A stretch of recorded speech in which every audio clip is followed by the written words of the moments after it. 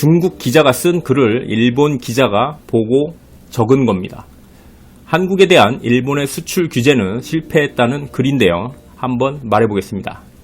일본의 한국에 대한 수출 규제에 곤란해하고 있는 것은 한국이라는 인상이 강하다.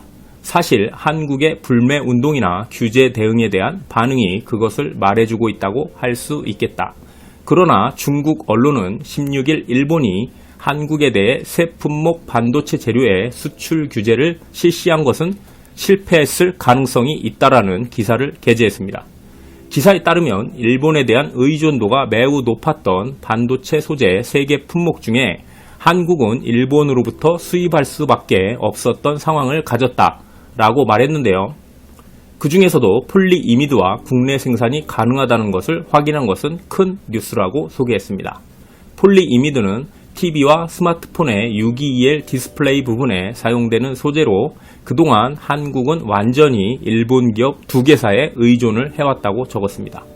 기사에 따르면 한국에서는 10월부터 국산화할 목표를 세우고 있다고 하지만 현재는 생산 라인이 1개밖에 없기 때문에 대량 생산은 어렵다고 지적을 하고 있습니다.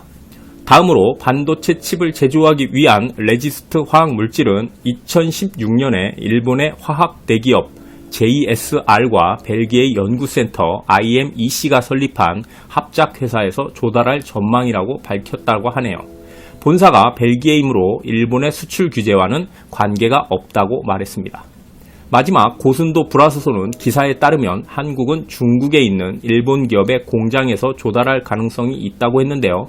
빈화그룹 등 여러 중국 기업도 한국 기업이 요구하는 기준을 충족하는 불화수소를 제공할 수 있다고 전했습니다. 기사는 이 3개 품목에 응급조치로 할 수 있는 것으로 판단하여 한국도 완전히 냉정을 되찾은 것 같다고 지적했습니다. 다음은 수출처를 잃고 일본이 곤란해할 차례다라고 주장을 했는데요.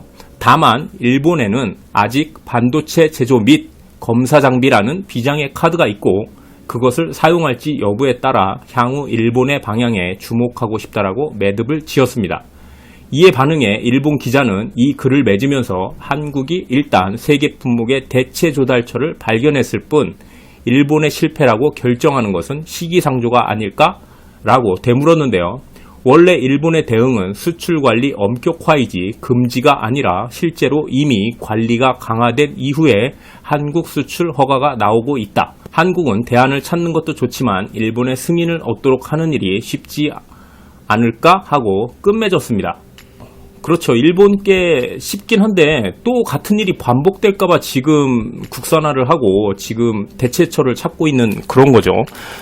그렇게 무슨 건건 있을 때마다 이런 식으로 허가를 취소했다 말았다 이러면은 답답하잖아요. 사실 서로 간에.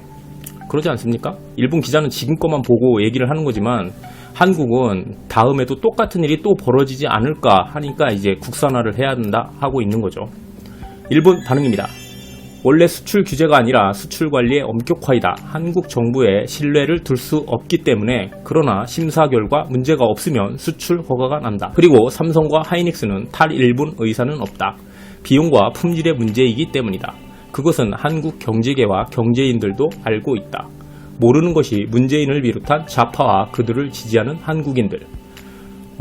이게 수출 규제라고 처음엔 계속 얘기하다가 요즘에는 수출 관리 엄격하라고 바꿨습니다. 얘네들 말을 지금 바꾸고 있어요. 왜냐하면 처음에는 강하게 한번 해보려다가 지금 자꾸 국산화를 한다 하고 대체처 그러니까 뭐 러시아나 독일이나 지금 중국이나 막 자기네가 공급을 하겠다 이러니까 지금 엄격하다. 그리고 수출 허가를 하나씩 풀고 있죠.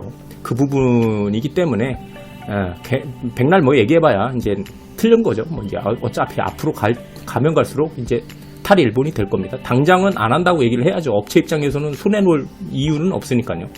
이번 조치의 내용을 전혀 모르는 바보 노출의 기사. 내용을 전혀 알고 있죠. 알고 있으니까 대체처를 찾고 있다라는 얘기를 그 중국 기자도 이제는 한국이 일본에서 벗어날 거다라고 얘기를 하는 거죠. 높은 품질과 가격이 안정되어 일본산보다 뛰어난 것을 개발하는데 드는 비용과 몇 년의 기간이 걸릴 것이라고. 네, 그거는 맞습니다. 뭐 비용하고 이제 기간이 좀 더 걸리겠지만 앞으로 이런 일이 재발하지 않도록 하는 게 더 중요하니까 투자는 해야 될 것 같습니다. 그 사이에서도 일본의 기술은 진보한다. 뭐 한국은 놀고 있나요? 어차피 한국도 진보합니다. 그만큼은 따라가죠. 뭐 완전히 따라잡을 수 있을진 잘 모르겠지만 가는 만큼은 가지 않을까라고 그렇게 생각은 드네요.